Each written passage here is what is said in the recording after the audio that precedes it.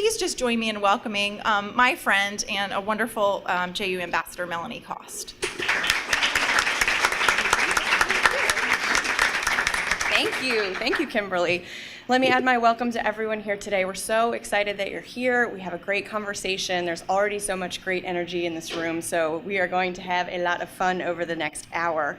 We are so appreciative to the Haskell Company for hosting us in this beautiful space, and really also to the team at JU, at Jacksonville University, who helped put this together. So please join me in thanking Kimberly, Robin Reeves, Caroline Busker, and Michelle Query for setting this up.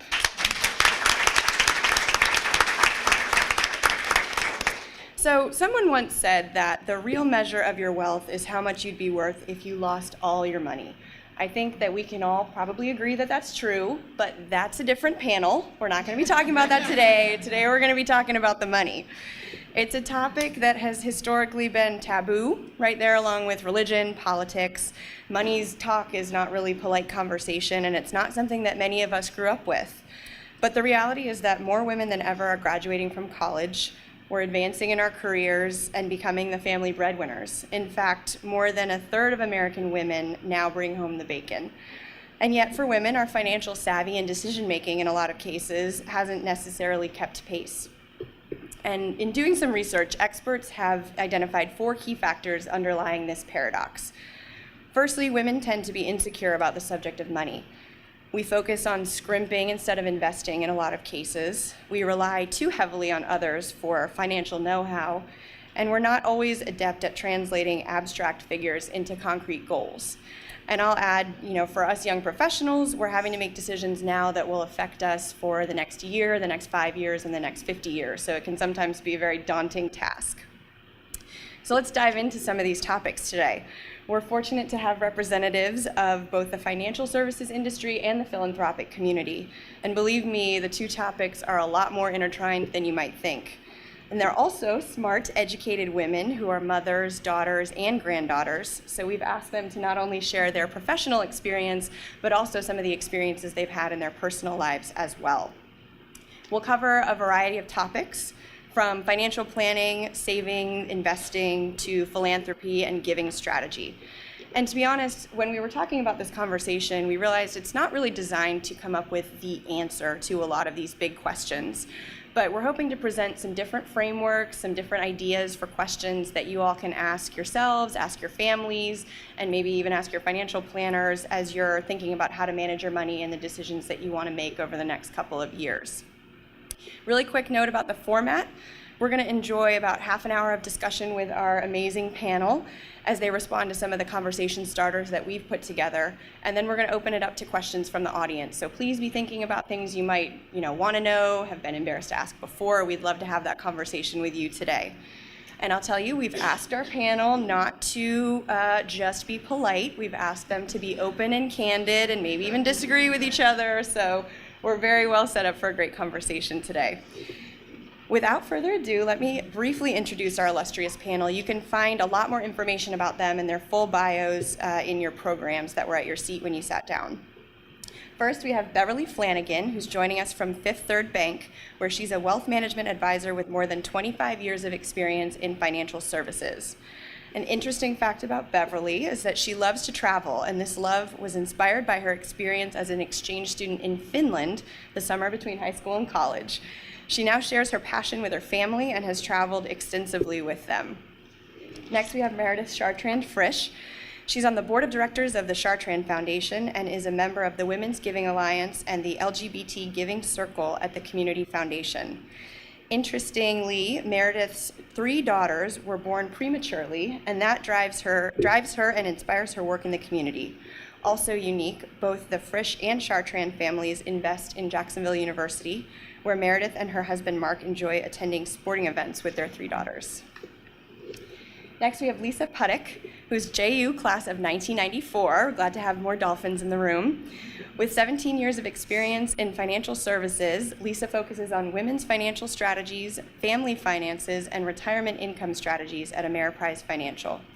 And financial planning is a little bit in Lisa's blood. She's been working and saving for over 35 years, beginning with a newspaper route and a passbook savings account at the age of 9. So she's the one you want to be asking about all those strategies.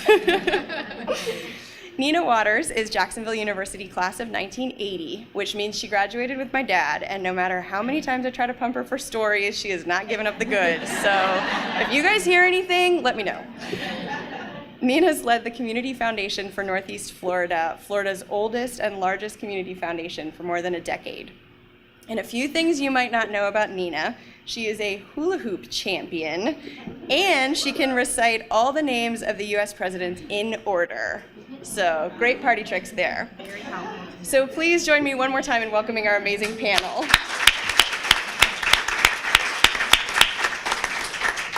So let's jump right in. We're going to start with a couple of questions that we'll ask each panelist to answer, and then we're going to go into some more discussion. So quick round the panel to get warmed up. And Beverly, I'd love to start with you. When I say women and money, what is one word or phrase that comes to mind, and why? Bright.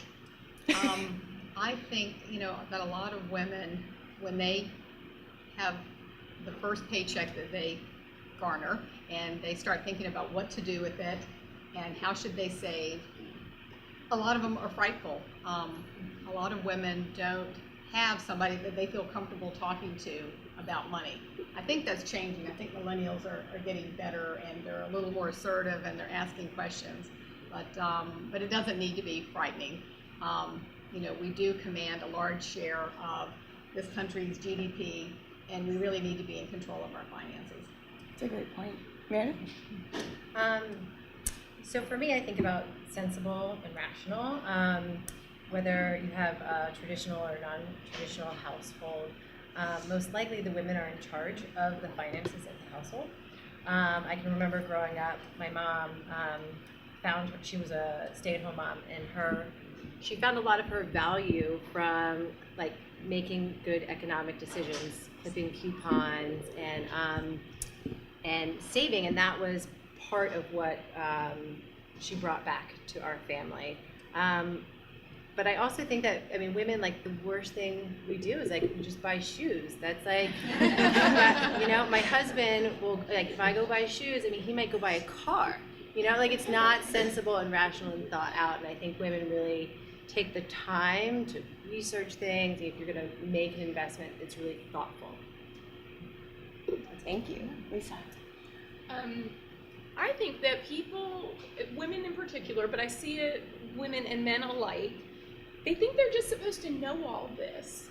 Like, I have a job and I have money, I should know what to do. And they're afraid to ask questions. And that was my experience as a younger professional when I graduated from JU. I saw a financial planner, and it was kind of the typical, what you might expect.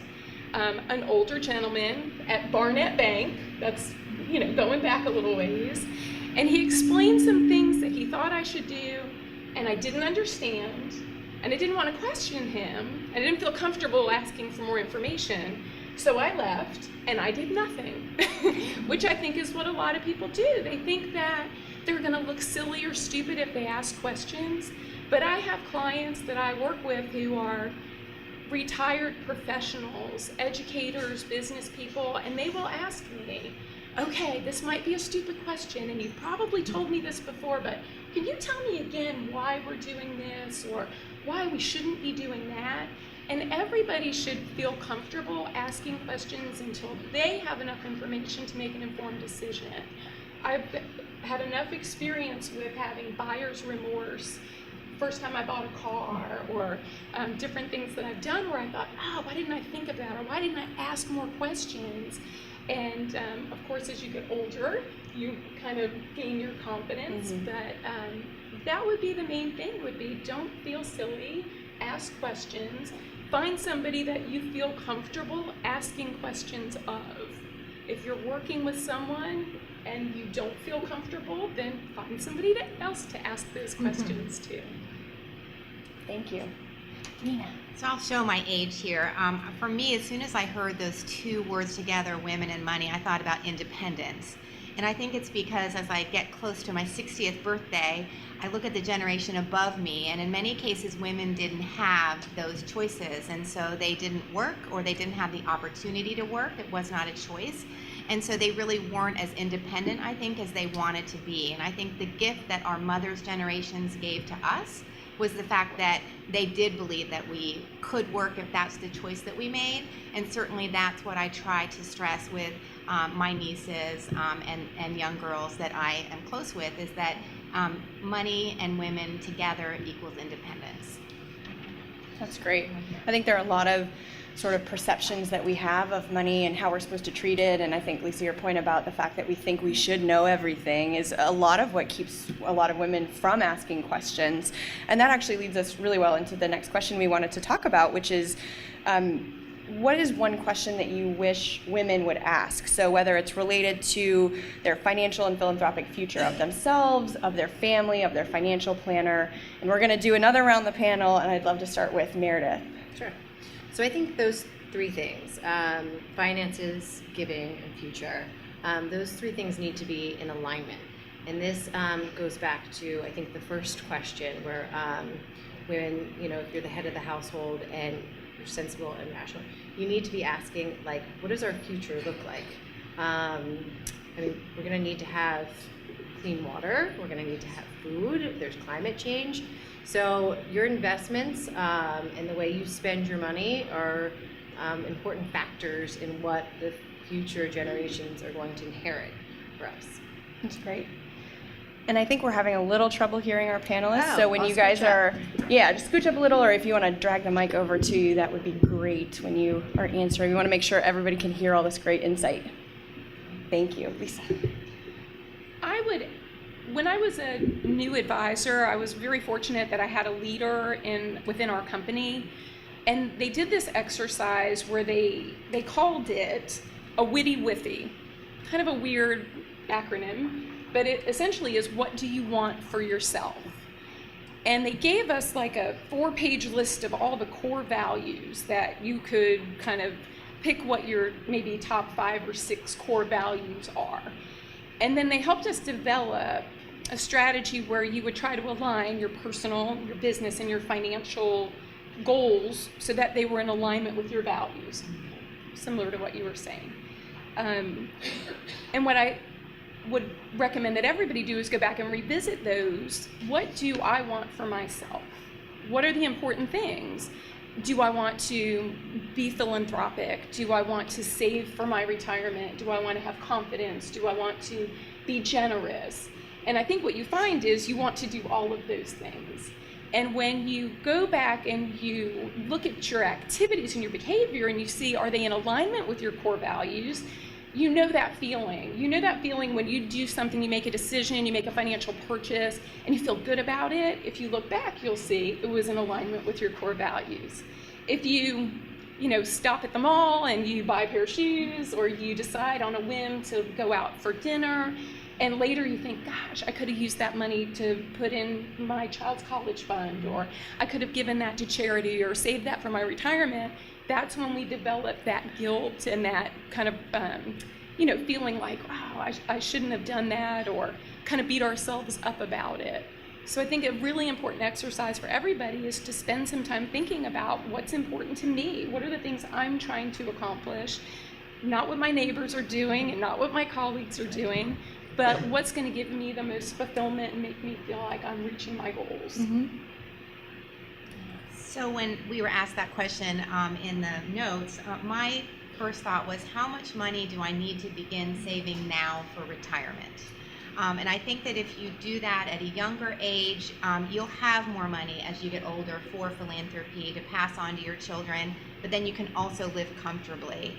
Women are doing something that men don't typically do, and women are giving more of their assets now instead of later. And so when you look at estate giving, more men plan for estate giving now than women do. And as a mom of a 30-something-year-old, I see that. He needs money from me now more than he's going to need it when I die. And so, and I also, he's my child, and I want to give him money. My husband rarely wants to give our son money. And so I think about, you know, if I've been smart about retirement, and so I can say to Alex now, you know, you want to buy a house now, let me help you do that. And I only have one child, which is, he reminds me. But I think it's really important that if you plan well, you can do all of those things. But if you don't save for retirement now, you will be able to do none of those things. That's great. I really like all these answers, and it made me think about when I started my career, which has been, golly, 30 years ago this year. I can't believe it. But I was lucky enough to work in an investment firm, and at the time, I started off as an assistant in this investment firm. There were about 30 men. They were all the advisors, and you know, I kind of raised my hand and said, well, you know, I want to be an advisor too. And I got a few laughs, actually. But at the end of the day, you know, I got my opportunity. But I was very, very fortunate to work with a gentleman who brought me along. He was my mentor. And when I did start off as a broker, it's a firm that doesn't exist anymore. It was called Payne Weber.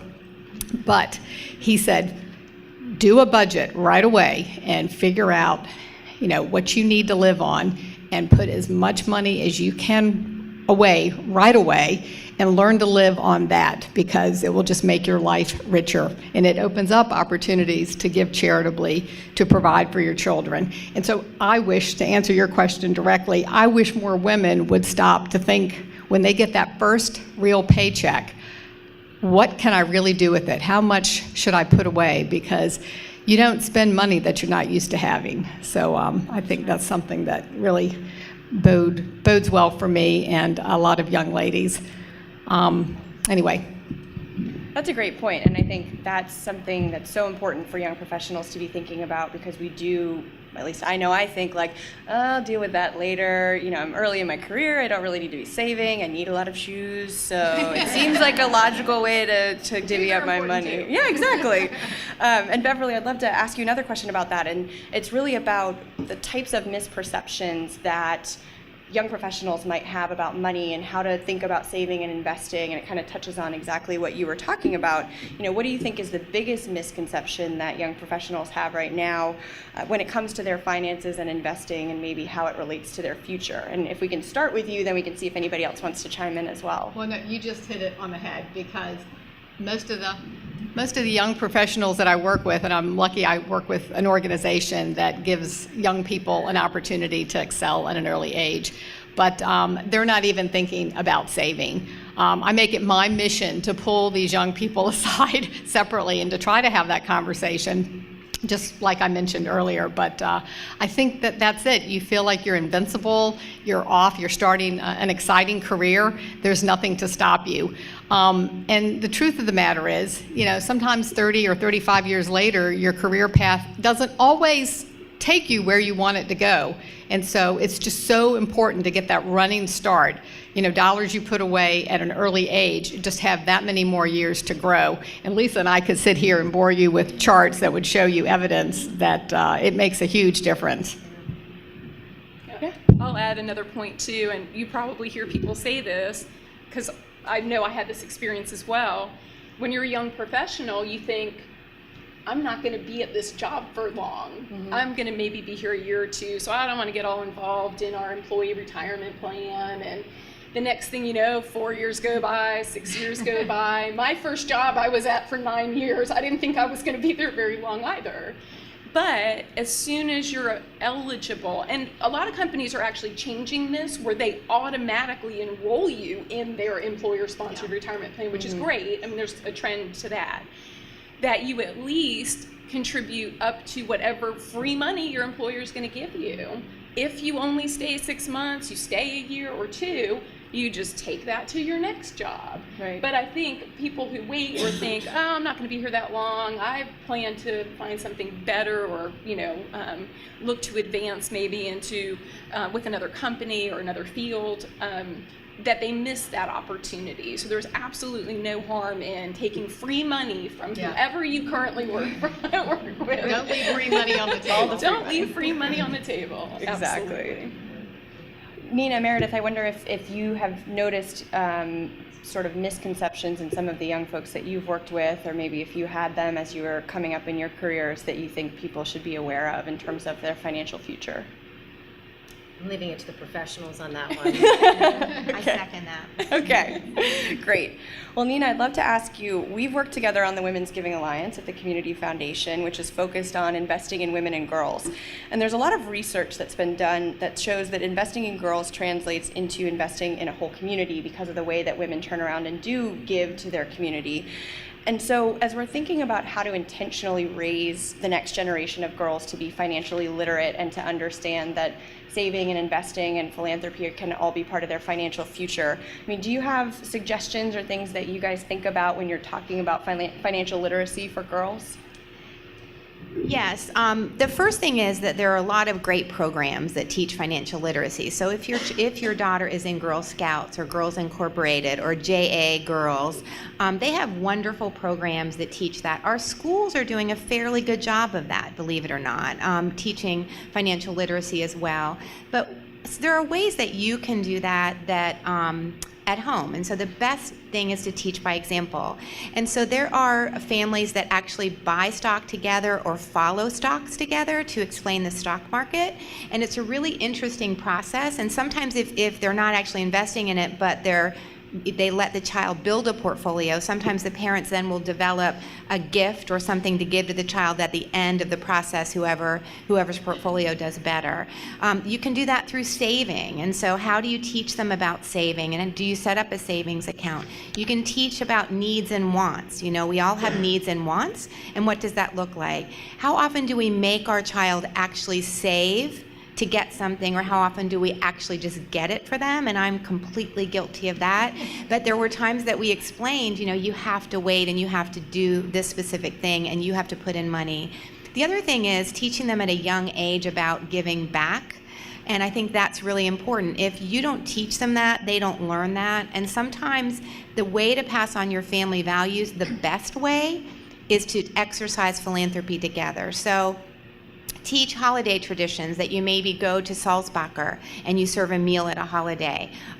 You might ask them what they're interested in and really listen to them. And even if it's not something that you want to do, try to figure out how in this community, in the community you live in, you can actually get them engaged in that particular thing. So the whole thing about giving back and doing that early is really important, and it's really never too early to have those conversations. And then the last thing I want to share is that we work with some very philanthropic families, people that give tremendously, whose names are on buildings all over this town. We teach a class to young philanthropists, next generation philanthropists, and what we hear on and on is that my parents were very generous people, but we never had a conversation around the dinner table about why they were doing what they were doing and how I can get involved in it. So it was like talking about money. So for some reason, talking about philanthropy and how the parents are giving is like talking about money. And so I think that really the biggest gift you can give to your children is, why did you do that? Why does that speak to you? And how can they become part of it? And more importantly, how can you become part of, as a parent, of things that they care about and help them to see their goals with that? Those are great points. And Meredith, I'd love to hear, between working at the Chartrand Foundation on the board and then also raising 3 young kids, Sure. what you guys think about. Yeah, I think that's a great, I want to comment on a lot that Nina had to say. So my family is very generous, and when we started together, and that's, I guess, the important point, is that we started it together, and they didn't have to do that. My parents didn't have to start a family fund and involve my brother and I. But not only they started it, we started it together. We had a common mission, which is education. They let us run it, which we're college graduates, but we didn't have any formal training in philanthropy. So not only did they give us a voice, they gave us our vote.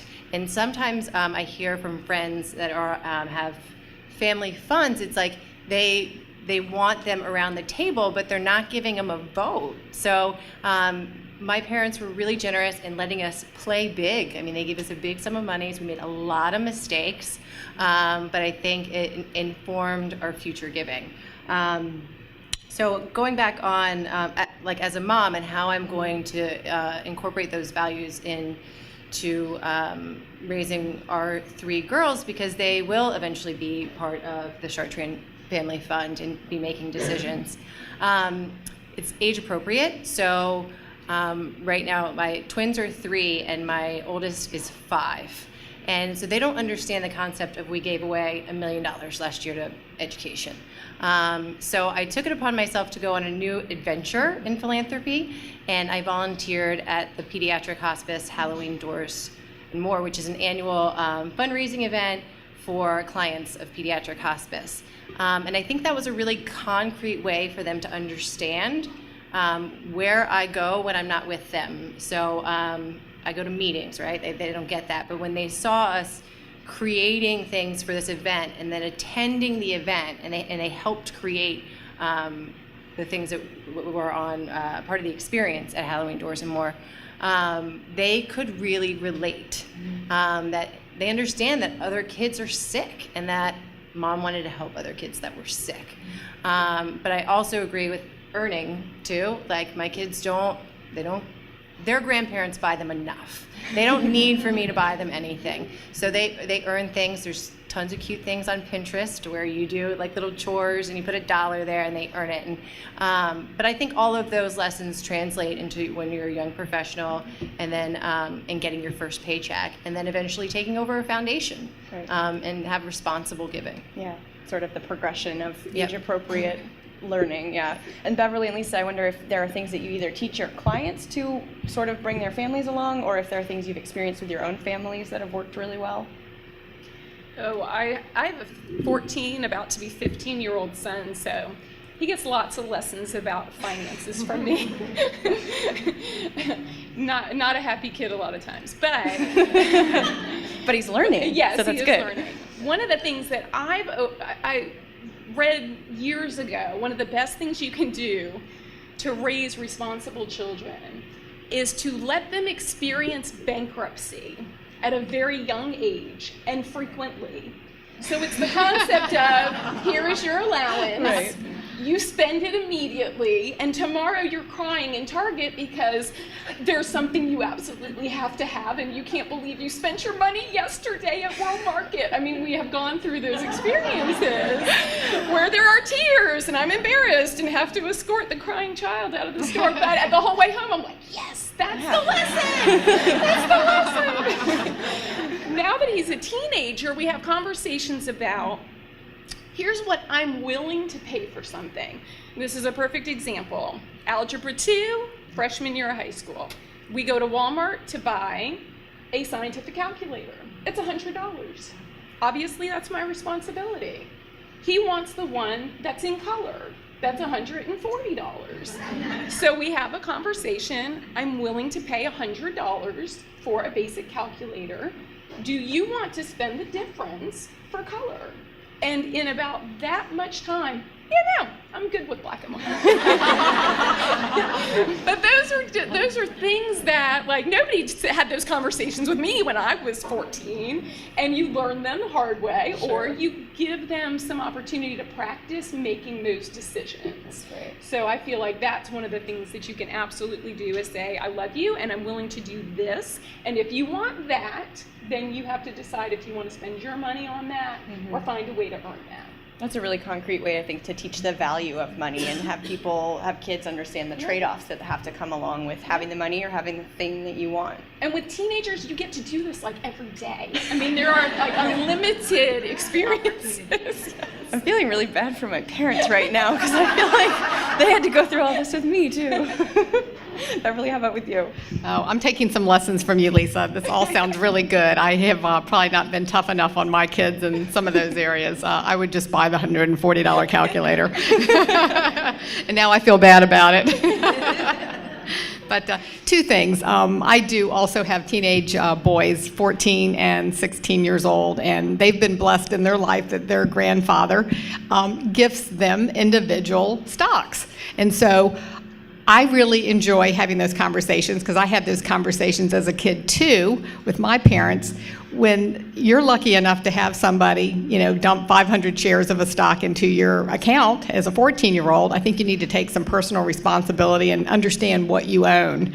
So my children probably to to their dismay, are responsible for understanding what's been given to them and what the earnings growth is and what the dividend payment is on the stocks that they own. And I just don't want them to turn into adults and not be knowledgeable. So I felt like it was time to start early. The second thing I wanted to say is I'm blessed in that I work with a lot of clients who have the wherewithal to make charitable gifts. A lot of times they need education about how to do that appropriately. Not everybody grows up in a family where they talk about philanthropic giving. And a lot of customers, and it does seem it's normally the female in the family, they have a genuine desire to do something, and they need guidance. So I take great pride. I did trust administration, and I worked with a lot of foundations over the years in my career.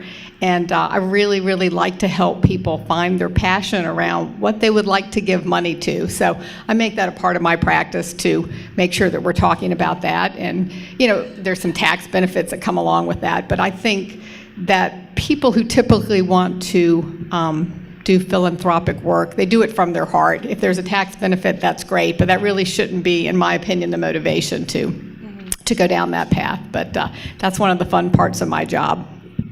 Nina, did you want to comment on that? Yeah, I was just going to echo that.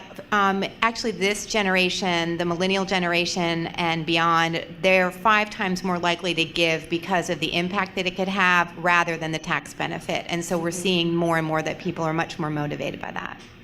That's a great point. So bringing it a little bit back to kind of what we're all thinking about personally with our finances, one of the things my parents always taught me was to live within my means. So at this point in my life, that means always making sure I can pay off my credit card and my bills, and also trying to create a budget for giving that allowed me to be able to give back to the community in the way that I wanted. But the older that I get, the more complicated that becomes, obviously, because there are other people involved, and I'm thinking about starting a family, those types of things. And so I'm wondering, Lisa, maybe we can start with you.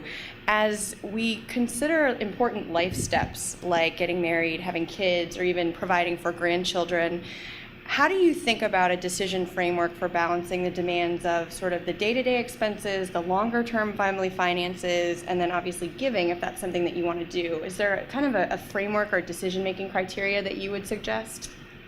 The first thing that I would have to consider is if you're in a relationship where you commingle finances and you are trying to achieve certain goals and meet your day-to-day expenses, I think one of the things that they get busy and they don't set aside time to do is to sit down and have candid conversations with their partner about what's important to you, how are we going to prioritize.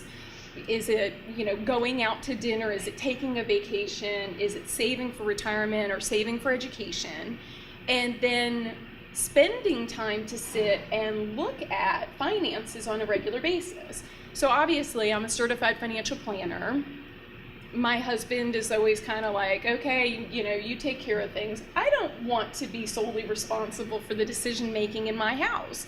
So every Saturday I get up, I pay the bills, I give him an update on what we got going on, and he needs to be in the loop. And I think that's so important because one of the big challenges that couples have is you spend too much on shoes and he buys a new car, and a lot of times there's a lack of communication, or there's some resentment or issues where somebody always thinks the other person's spending too much money. I don't think I've ever met a couple where somebody didn't think that person's too cheap and that person spends too much. It's conversations we have all the time. So I think that's the first step, is to dedicate time with your partner to talk about what are our priorities, those family values, what are we trying to accomplish. And then the other part is to recognize that we all have time, talent, and treasure. That's how I was raised. And there was a time where I felt like I had no time and no treasure. There were, where I don't have anything to give. And I was very fortunate that I received a President's Scholarship to JU. And so for me, I've always held that as my student loan that I want to give back. I want to repay that to the university. And for a long time, it would be like a check for $50 because maybe that was all that I could do. And then I get to a point in my life where now I feel like I have more time and more treasure that I can contribute. But those things change. I mean, as you evolve through your life, you may have times where you have one and not the other. And you just have to realize that you always have something to give. And as your life and your finances evolve, then you can make different decisions. This is about to be interesting. Good morning.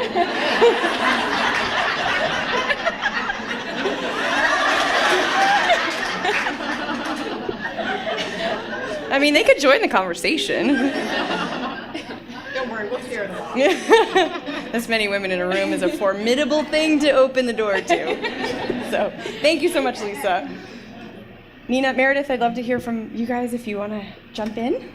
I would say I got really, it's far away. Thank you. I got really great advice for the car and shoe situation.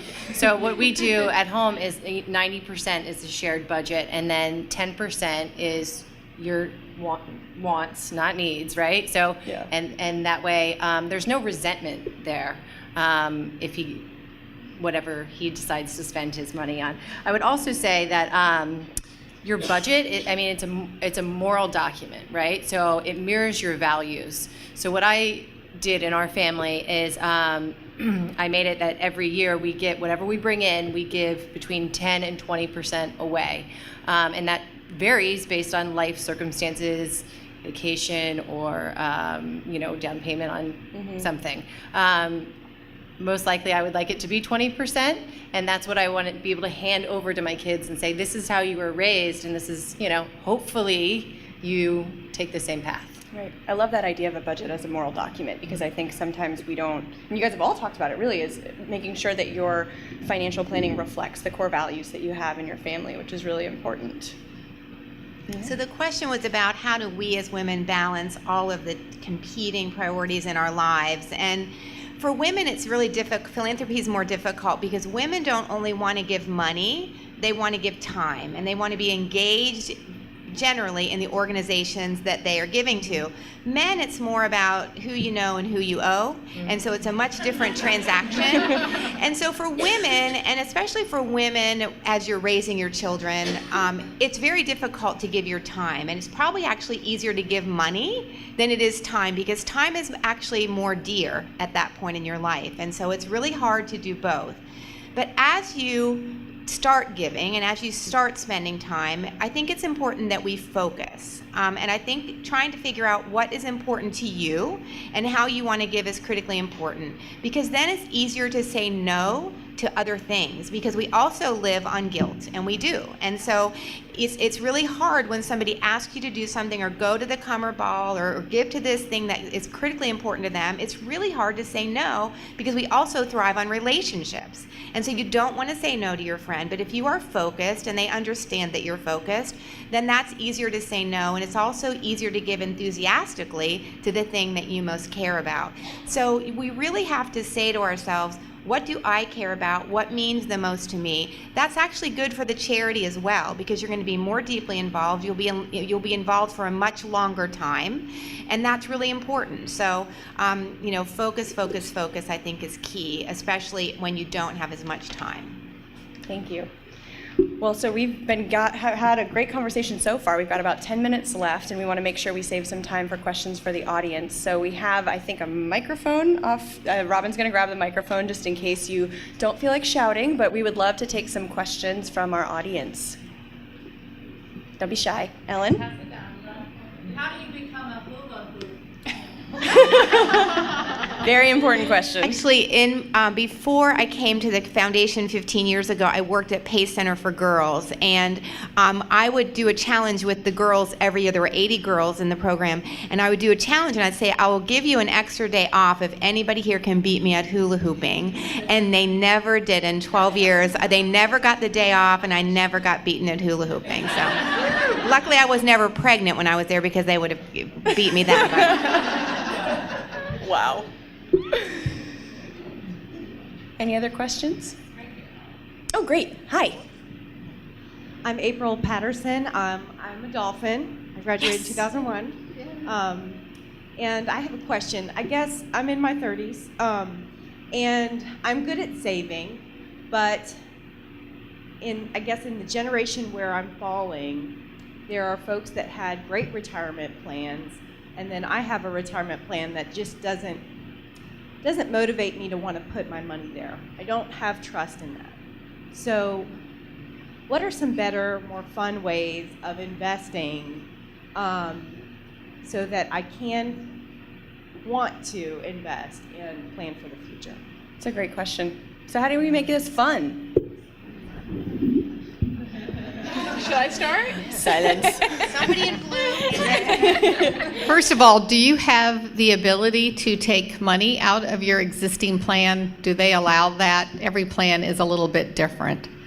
And some are, the rules have changed a little more recently, and they allow, withdrawal. It used to be that you couldn't do that. That would just give you so much more flexibility. I work for the federal government. There you go. No flexibility whatsoever. Okay. You have a TSA maybe? Okay. Yeah, that's challenging. My husband is a retired military officer, and so he also has the TSA, and I know I just hold my breath when I get those statements because I'm the one that makes the decisions. So I don't know, maybe you and I and Lisa can talk offline. But the important thing is that you're saving and that you're putting that money away, and it doesn't have to be exciting right now because it's going to be exciting later in your life. That's one of the important things. But Lisa might have another angle on that. Yeah. One of the things that I like to recommend is, there's so many things that, emergencies, opportunities, things that can pop up along the way that you are really... Sorry, it's a different group, but I think the door is locked, so we'll see. Yeah. Okay. Lisa, every time you start talking, men appear. I don't really know what's up with that. That's been that. So building some flexibility where you have control over some of your investments. I don't know if Roth IRAs have been around for a very long time. It's something that you can do individually. It's an individual retirement account. You can, you can open them at the bank. You can open them with a brokerage firm. But what it allows you to do is to take your money. You have control over it. It's not associated with your employer plan. And as long as you follow the rules, it can grow tax deferred and it can be distributed tax free in retirement. The thing I like about that is it's something that we have. It doesn't matter if we're working with our current employer or not. Tax-free income is going to be great in retirement. But there's also ways that you could even access those dollars before retirement under certain circumstances, and that's a great thing to have. Because when you put money in your TSA, I'll see you when you're 50, I'll see you when I'm 59 and a half. There's no getting that money out beforehand. So I like to use kind of a combination of different types of investment vehicles where I have a little more control and access, and then the distribution rules are different in retirement as well, and it gives me a little bit of a safety net in the event that something unexpected happens between now and full retirement age. Sure. So that would be something. There's rules about who can contribute and how much income you have to have and how much income is too much income. So you'd want to talk with somebody about those specifics. But I think that that's a critical component for anybody who's eligible, that they should really consider that and have that conversation. It's a good reminder with that. There's not really a silver bullet. Sometimes it takes a combination of different things. Absolutely. That's why we have professionals. Looks like we have another question. Much of your talk this morning is focused on married women with children. One of the largest demographics I'm representing today, which are single women with no children. So what, one or two pieces of advice would you give to women like me in order to have a successful retirement and a thriving, healthy after-career life? You are a very fortunate woman. You are going to be able to save a lot more money because you don't have children. So that's the good news. So do you mind sharing with the group what you're doing or what path you've gone down so far? Yeah, absolutely. I'm lucky in that I've worked for corporations that have got a very good 401k plan. I'm at a point in life where I also am awarded options, RSUs. So I feel like I've been well prepared, but I had to learn how to save, and I was fortunate enough to have Depression-era parents who taught me the value of money and what happens when you don't have it. So I feel like I'm well positioned, but I'm still at that point where when that paycheck stops coming in, I'm going to start feeling a little bit of panic. So what's the best thing to do, and what any strategies or advice you have for somebody like that's in my position, maybe 15 years out from retirement? You're at an interesting place, and probably at the same place I am, where, we just missed the opportunity to have a pension. Folks that are a little older than us, 10 or 15 years older, are many of them, if they've worked for a corporation for a long period of time, will enjoy a pension. And, I find it interesting, and I'm not trying to go sideways here, but, people are always saying, hey, there just doesn't seem to be as much company loyalty anymore. Folks will work for a place for 3 or 4 years, and then they might go somewhere else. Well, I happen to think that a lot of that is tied to the fact that there is no longer a pension. Just like Lisa talked about earlier, take free money wherever you can, and whatever corporation you work for, take it with you, roll it to the next place, and keep going. I think women today are better at taking advantage of opportunities and not sticking around. And there's no need to have a 30-year career somewhere if you have an opportunity to do something exciting somewhere else, because our funds are portable. But what I would say to you is to meet with somebody like Lisa or a financial planner and really try to forecast what the assets that you've accumulated so far, what kind of paycheck will that be for you in 20 years? And it might help you realize if you need to save a little bit more outside of retirement plans, or just to help you take the best advantage, because you're probably in some of your highest earning years right now. I think about that all the time. I want to make sure that I'm taking advantage of that. My husband has retired, and he's now doing his fun job. So I'm kind of the major breadwinner currently. So these are things that go through my head all the time too. But I think if you did a little bit of financial planning and kind of estimated what your retirement dollars will look like, you'll feel a lot more freedom about what that future really will look like. Lisa, what do you think about that? Well, I think that there's some of the misconceptions that I see, and I work with many single women, whether it's they've never been married, or they're widowed, or they're divorced. When we create retirement income, and I work with a number of clients who are in that phase, it's very common that people don't have a pension any longer. And going back to different investment vehicles, there are ways that you can carve out a portion of your savings and create the equivalent of a pension. There are, whether it's using an annuity where you have guaranteed income for the rest of your life, maybe for a portion of that, then you can still take your dividends from stocks that you've accumulated. One of the things that I find to be a challenge is that people have the idea that I am taking my Social Security as soon as possible, and that is not always the case. I have a number of clients right now who we are drawing out of their investment portfolio to live on so that they can wait and allow their Social Security to reach their full benefit or even beyond. One of the women I work with, she's single and she has never been married. She doesn't have any children, and she is going to work until she's really happy, right? She is. Yes. She is. She's a wonder. She's great for me as kind of a gives me great advice too. We share advice and a mutual admiration. But she is going to work until 70 to allow her Social Security to grow to the maximum benefit. And in the meantime, we're actually taking money out of her retirement account to supplement her income, because all of the projections show that that's going to give her the best result in retirement. So that's a huge misconception that Social Security is going away and that I need to get it now while I can.